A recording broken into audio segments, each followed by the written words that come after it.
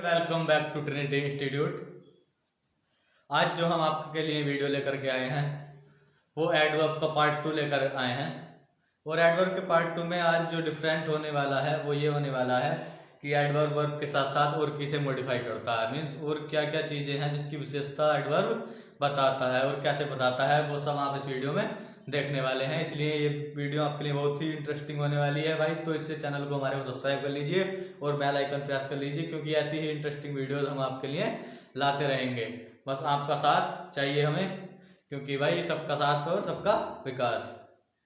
तो अब मैं आपका ज़्यादा टाइम नहीं लेते हुए बस एक बात और आपसे कहनी चाहता हूँ कि जैसे ही ये क्वारंटाइन हटेगा, इस क्वारंटाइन के हटते ही भाई वैकेंसीज की बौछार आने वाली है। मीन्स बहुत सारी वैकेंसीज जो अभी तक आपने देखा होगा लास्ट 2 मंथ्स हमारे ऐसे ही चले गए हैं, और 2 मंथ्स में कितनी वैकेंसीज कंप्लीट हो जाती है ये मेरे को बताने की ज़रूरत नहीं है, ये आप सभी को पता है।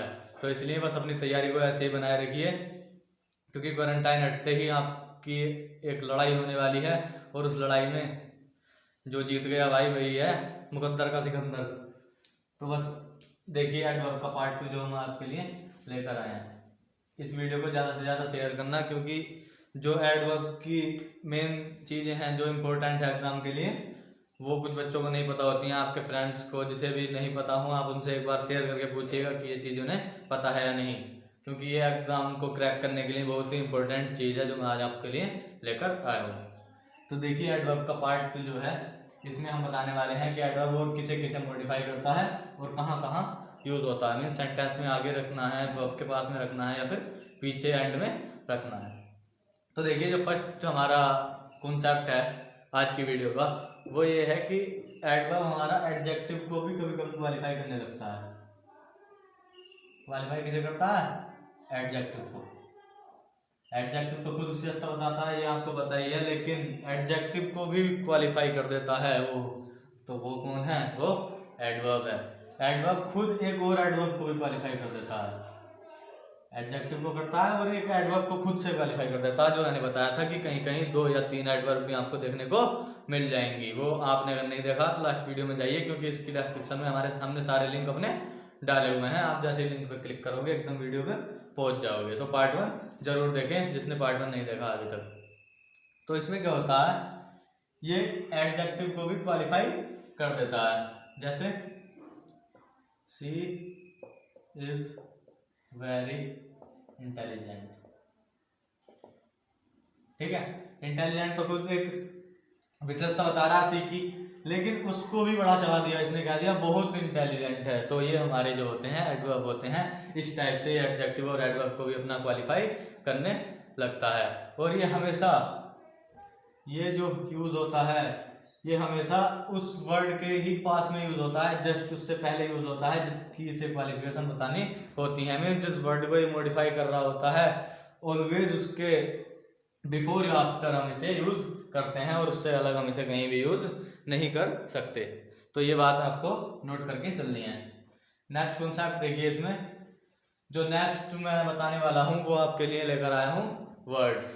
तो उन वर्ड्स को जरूर ही आपको देखना है, जैसे मच, वेरी मच, वेरी, ये सब जो है ये आपके लिए बहुत ही इंपॉर्टेंट बातें हैं। एक जो होता है कभी कभी हमारा एडवर्ब पूरे सेंटेंस की भी विशेषता बताता है। मीन्स पूरा सेंटेंस है, होल सेंटेंस है, अगर कोई भी भाई वाक्य दे रखा है हमारा, अगर उस वाक्य को पूरे को बड़ा चढ़ाना है तो उसमें एडवर्ब का यूज करते हैं हम। और एडवर्ब का यूज कहाँ करते हैं? सेंटेंस के एकदम स्टार्टिंग में। ठीक है, एकदम स्टार्टिंग में जो हम यूज करते हैं वो एडवर्ब का यूज हम कर लेते हैं। जैसे मैं आपको एक वो बता देता हूँ example. Secretly he went through the street। ठीक है, आजकल क्वारंटाइन चल रहा है तो भाई गलियों से बहुत छुप छुप के जाना पड़ रहा है, लेकिन आपको छुप छुप के नहीं जाना, आपको घर पे ही रहना। तो ये है जो secretly went through the street, के वो गली से निकल गया। कैसे? चुपके से। तो ये पूरे सेंटेंस का मीनिंग बता रहा है कि ऐसे आप किसी पूछोगे कि भाई वो कैसे निकला, तुम कैसे कहोगे? वो छुपके निकला। तो वो पूरे सेंटेंस का जो मीनिंग बताता है वो हमारा एडवर्ब कहलाता है, इसलिए हम उसे सबसे स्टार्टिंग में अपना प्लेस करते हैं। और देखिए इसका एक केस हो रहा है, बस उसके बाद हम अपने इंपॉर्टेंट वर्ड्स पे आने वाले हैं जो हमारे लिए बहुत ही इंपॉर्टेंट है। डबल नेगेटिव, ये हमारा कॉन्सेप्ट है डबल नेगेटिव का। डबल नेगेटिव मीन्स कोई भी बात को हम डबल नेगेटिव नहीं कर सकते, मीन्स किसी भी चीज में दो नेगेटिव वर्ड हम नहीं ला सकते। देखिए आप कहोगे कि दो नेगेटिव वर्ड हम कहाँ लाते हैं, बस वो नेगेटिव वर्ड जो है वो छुपा हुआ होता है और उसको आपको पता करना है। बस यही जो राज है जो आपको एग्जाम में या फिर आपकी जिंदगी में एक पॉइंट तक ले जाने वाला है। वो ये देखिए, जैसे हम किसी को मना करते हैं कि भाई वहाँ नहीं जाना है, तो मना करने का मीनिंग एक वर्ड है वो कैप में, इसे राइट कर लो फॉरवर्ड। फॉरवर्ड का मतलब होता है मना करना, ठीक है। जैसे हमने किससे बोल दिया, I forward you, I forward you not to go there. ऐसे हमारा एरर देता है भाई एग्जाम में, और आप क्या कहोगे कि I forward you not to go there, कि मैंने तुम्हें मना किया वहां जाने के लिए। तो आप बोलोगे कि इसमें तो कोई गलती आई नहीं, और नो एरर के साथ आप कंटिन्यू कर जाओगे। लेकिन जो है इसमें वो कॉन्सेप्ट हमारा किस चीज का, डबल नेगेटिव का। मीन्स दो चीजें इसमें नेगेटिव दी हुई हैं। एक तो फॉरवर्ड का मीनिंग ही भाई खुद में मना करना है, तो नोट की जरूरत ही क्या है। जब फॉरवर्ड का मीनिंग खुद में ही है, मतलब खुद में ही फॉरवर्ड का मतलब है कि मना करना, तो फिर नोट की जरूरत हमारी यहाँ पर नहीं होती है। तो ये हमारा सेंटेंस इनकरेक्ट हो जाता है। इसलिए जो इसका करेक्ट बनेगा वो बनेगा I forward you, I forward you to go there. इसका मीनिंग है कि मैंने तुम्हें मना किया वहां जाने से, लेकिन इसका मीनिंग हो गया कि मैंने तुम्हें मना नहीं किया वहां जाने से, I forward you not to go there, ठीक है। तो इसलिए डबल नेगेटिव का हम कभी भी यूज नहीं करेंगे, ये आपको माइंड में रखना है। और जो वर्ड होते हैं डबल नेगेटिव वाले वो मैं बताऊं आपको, जैसे अनलेस, अनटिल, ये वर्ड जो है डबल नेगेटिव के वर्ड होते हैं। इसी प्रकार के कुछ वर्ड होते हैं जिनमें आप डबल नेगेटिव के केस में सेंटेंस को गलत कराते हैं। और एक वर्ड होता है, जैसे अब मैं पॉजिटिव में बताऊं इसका, रिपीट, ठीक है। रिपीट का मतलब खुद में ही होता है कि दोबारा किसी चीज को दोहराना। तो बच्चे क्या बोलते हैं, कभी कभी बोलते हैं कि, या फिर लिखाते हैं कहीं, I repeat it again, I repeat it again. तो भाई रिपीट का मतलब तो खुद ही में एक बात को दोबारा कहना है, तो यहाँ पर अगेन का यूज नहीं होगा। तो बस इतना ही बहुत होता है, आई रिपीट इट, कि मैं से दोहराता हूँ, ये अगेन नहीं बोला जाता, ठीक है। तो ये आपके जो कॉन्सेप्ट थे, ये तीन कॉन्सेप्ट थे, ये बहुत ही इंपॉर्टेंट थे, इसी के लिए मैं आपको बोल रहा था। और इससे भी जो इम्पोर्टेंट है वो है हमारे वर्ड। अब हम वर्ड्स की ओर आ रहे हैं। ये कॉन्सेप्ट आपने नोट कर लिए होंगे आई होप। और फेयर नोटबुक हमेशा अपनी जरूर साथ रखा करो जब वीडियो देख रहे हो, क्योंकि फेयर नोटबुक हमारी साथ रहती है, रफ को हम अपने कूड़ा कचरे में डाल देते हैं। जैसे कि मुझे पता है आप भी इतना रेस्पॉन्सिबल नहीं हो अपनी पढ़ाई को लेकर। तो देखिए एक आता है हमारा वेरी और much.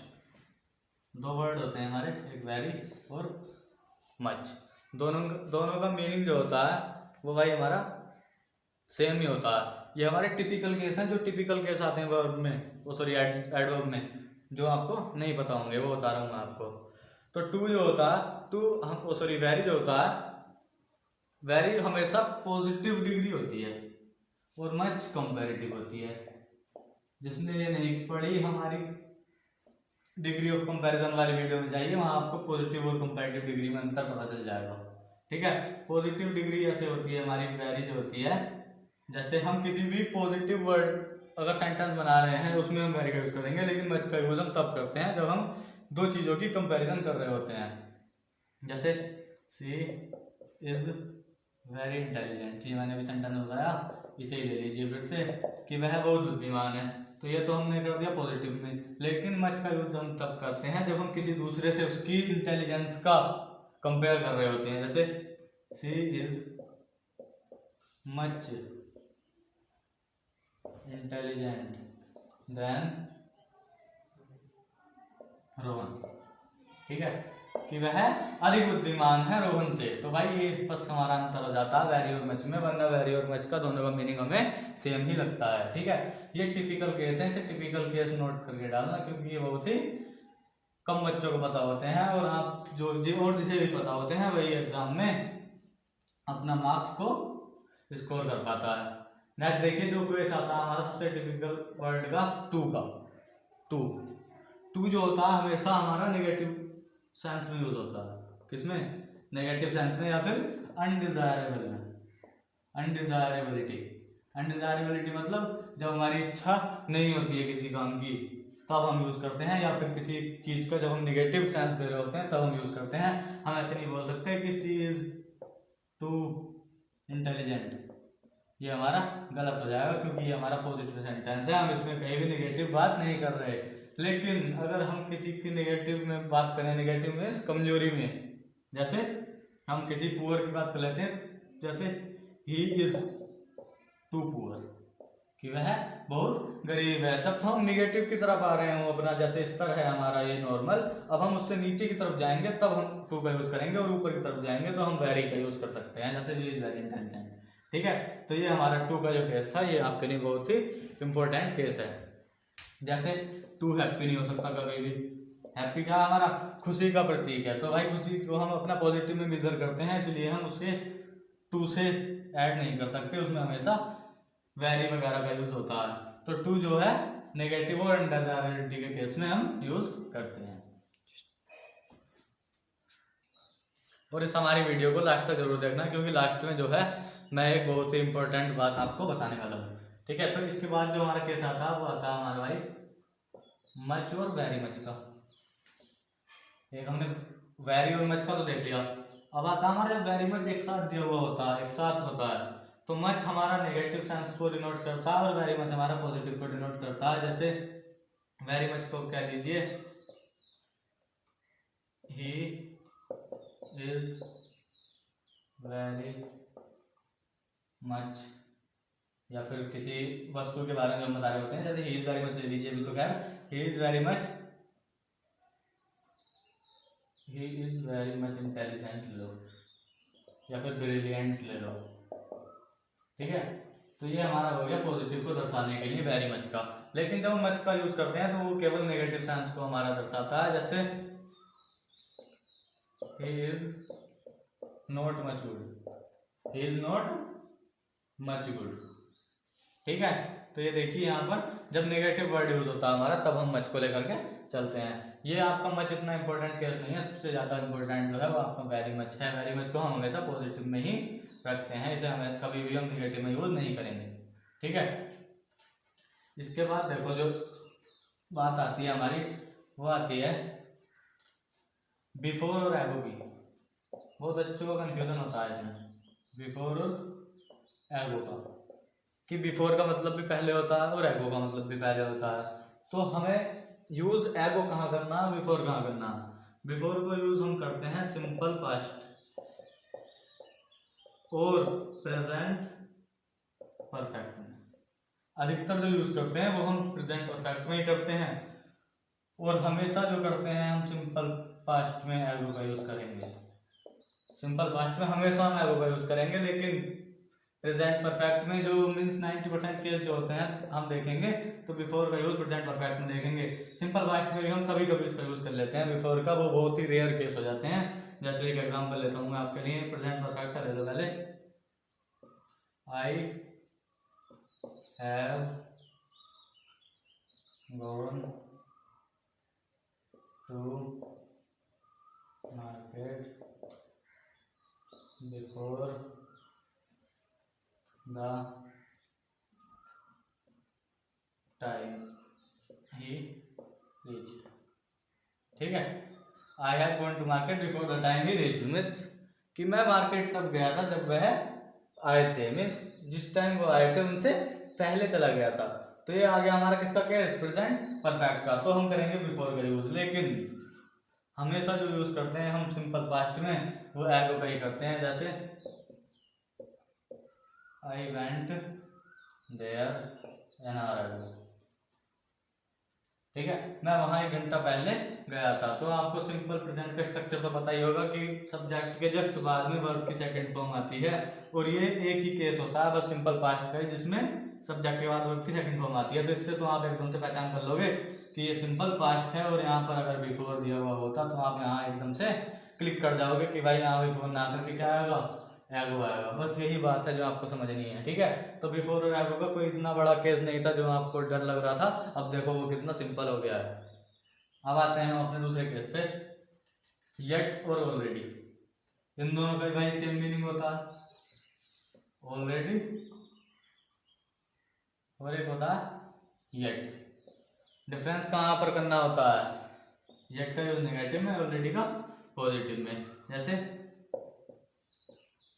I have done this work already, कि मैंने ये काम ऑलरेडी कर रखा है। तो ये पॉजिटिव सेंटेंस आ रहा है हमारा और यूज किसका हो रहा है, ऑलरेडी का। लेकिन जब येट की बात करते हैं तो येट तभी आता है जब हमारा सेंटेंस कोई नेगेटिव हो। जैसे I have not done this yet, कि मैंने ये अभी तक नहीं किया है, ये मैंने अभी तक नहीं किया है। जब हम किसी काम को कर लेते हैं तो उसमें ऑलरेडी यूज करते हैं, और जो हम अभी तक नहीं किया है means negative case, negative case में हम हमेशा येट का यूज अपना करते हैं। तो ये हमारे जो इम्पोर्टेंट केस थे, इम्पोर्टेंट वर्ड्स थे, वो मैंने आपको बता दिए हैं। इसके बाद एडवर्ब के दो केस और हैं जो मेरे माइंड में आ रहे हैं। वो ये है, एक तो ऐसे ही नोट करना बस कि प्रीपोजिशन के साथ कभी भी एडवर्ब नहीं लगेगी। अगर कहीं प्रीपोजिशन यूज हो रही है, इन, ऑन, अंडर, एट, ये सब वर्ड कहीं यूज हो रहे हैं विद, तो एडवर्ब उसके साथ कभी नहीं आने वाली है। तो एक केस तो हमारा ये हो गया, इसे हमेशा आपको याद रखना है, ठीक है। क्योंकि प्रीपोजिशन के साथ हमारा कभी कभी एडवर्ब को दे देता है, लेकिन एडवर्ब हमारा प्रीपोजिशन के साथ कभी भी नहीं आता है। तो ये बात आपको याद में रखनी है। और एक केस ये है हमारा कि मैंने बताया कि एडवर्ब वर्ब को क्वालिफाई करता है और वर्ब के साथ में आता है। लेकिन वर्ब अगर इन्फिनिटिव है, इन्फिनिटिव मतलब टू प्लस, जैसे टू कॉल, टू कीप, ये सब जो वर्ड होते हैं हमारे, जब टू लगा हुआ होता है वर्ब के साथ तो वो हमारा इन्फिनिटिव होता है। और इन्फिनिटिव में बीच में कहीं भी एडवर्ब हम नहीं पुट कर सकते, ये हमारा रेस्ट्रिक्शन है कि टू और कॉल ऐसे करके जो वर्ड है हमारे, जो भी इन्फिनिटिव है, इन्फिनिटिव को फाड़ करके बीच से हम एडवर्ब वहाँ पर पुट नहीं कर सकते, क्योंकि वो फिर इन्फिनिटिव का मीनिंग हमारा एकदम चेंज हो जाता है। और मैंने आपको फर्स्ट वीडियो में बताया था कि भाई अगर एडवर्ब का यूज हम कहीं गलत जगह पे करते हैं तो पूरे सेंटेंस के वर्ड का अर्थ नहीं निकलता, अनर्थ हो जाता है, ठीक है। अर्थ की जगह क्या हो जाता है, उसका अनर्थ हो जाता है। तो बस ये चीज़ आपको ध्यान में रखनी है। और जो नेक्स्ट वर्ड हमारे ये है जस्ट और जस्ट नाउ, ठीक है, जस्ट और जस्ट नाउ। तो जस्ट जो हम यूज करते हैं वो करते हैं प्रेजेंट परफेक्ट में, प्रेजेंट परफेक्ट में, और जस्ट नाउ का एकदम अभी। और अभी का केस जब हम लेते हैं वो लेते हैं हम सिंपल पास्ट में, ठीक है। ये कोई ज़्यादा इंपॉर्टेंट बात नहीं है, क्योंकि जस्ट और जस्ट नाउ से हमारा क्वेश्चन नहीं पूछता है। ये बस आपको एक माइंड में रखने की वाली बात है, जो कभी कभी अगर किसी क्वेश्चन आ भी जाए किसी एग्जाम में, क्योंकि भाई 50 से 60% जो पेपर आता है वो ऐसा आता है बिल्कुल लड्डू, मीन्स जिसे सब बच्चे कर लेते हैं। लेकिन कॉम्पिटिटर कौन होते हैं, जो उससे ऊपर जाते हैं। तो आप उससे ऊपर जाने वाले हो, इसलिए आपको ये सब बातें फिर भी ध्यान में रखनी है, ठीक है। इसके बाद जो वर्ड है हमारे दो, ये थोड़ा इंपॉर्टेंट है आपके लिए, क्योंकि इससे क्वेश्चन हमारा आ जाता है। दो वर्ड है लेट और लेटली, ठीक है। अगर लेट का मतलब लेट है, लेट मतलब किसी, जैसे हम कहीं लेट पहुंचना है, मीन्स किसी भी फिक्स टाइम के अगर हम बाद पहुंच रहे हैं, जैसे हमारा 9 बजे अगर क्लास स्टार्ट हो रही है, 10 बजे क्लास स्टार्ट हो रही है और आप वहाँ पर थोड़ा लेट जा रहे हो, तो हम लेट का यूज़ करेंगे, ठीक है। लेकिन अगर हम जैसे मान लो किसी भी फिक्स टाइम दिया हुआ है हमें कि मान लो 9 AM पर हमारी क्लास स्टार्ट होने वाली है और हम 9:15 पर वहाँ पहुँचे, तो हम लेट हैं, ठीक है। अगर लेटली आ गया तो लेटली का मतलब ये नहीं होता भाई कि लेट से भी और लेट, लेटली का मतलब हो जाता है रिसेंटली, मीन्स बिल्कुल अभी, ठीक है। लेटली को देख करके आप इसमें लेट देख करके लेट मत चले जाना, क्योंकि लेटली आपको कंफ्यूजन करने वाला है। तो लेटली का मतलब होता है रिसेंटली, बिल्कुल अभी। जैसे लेट का केस ले लो, एक यू आर टू लेट, ठीक है, कि आप बहुत लेट हैं, मीन्स 9 AM पर आपकी क्लास स्टार्ट हुई और आप 10-15 में पहुंच रहे हैं, means you are too late, कि आप बहुत लेट हैं।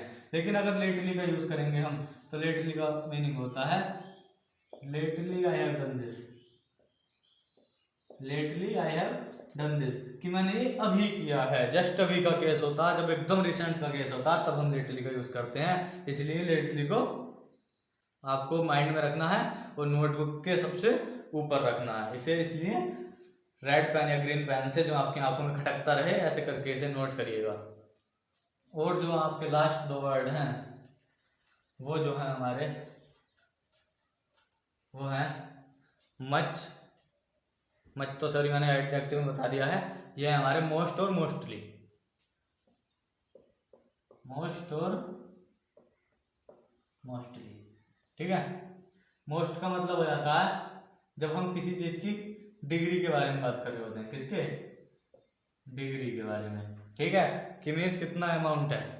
अगर हम अमाउंट के केस में किसी चीज की बात कर रहे होते हैं तो हम मोस्ट का यूज करते हैं। लेकिन मोस्टली का मतलब होता है जनरली, जनरली या यूजुअली, मीन्स अधिकतर हम ये करते हैं या फिर यूजुअली हम ये करते हैं। जैसे usually we eat food, mostly we go there, means हम हमेशा वहाँ जाते हैं। ऐसे करके जब हम जनरल सेंस में या यूजुअल सेंस में अपना यूज़ करते हैं तो मोस्टली या करते हैं। लेकिन मोस्ट का जो यूज़ होता है वो हमारा अमाउंट में होता है और डिग्री के केस में होता है, जब हम किसी चीज़ के अमाउंट के बारे में बात कर रहे होते हैं।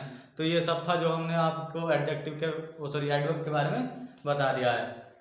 आई थिंक आपको इस वीडियो से बहुत कुछ सीखने को मिला होगा, जो आपके एग्जाम में बहुत ही इम्पोर्टेंट और हेल्पफुल होने वाला है। इसलिए ऐसे ही हमारी वीडियो देखते रहिए, ऐसे ही हम पर अपना प्यार देते रहिए। हम आपके लिए और जो कड़ी मेहनत कर रहे हैं उसे हम थोड़ा और हार्ड करने वाले हैं, क्योंकि आप हमारे सब्सक्राइबर्स बढ़वा रहे हैं एंड शेयर कर रहे हैं वीडियोस, जिससे कि और बच्चों का भी भला हो सके।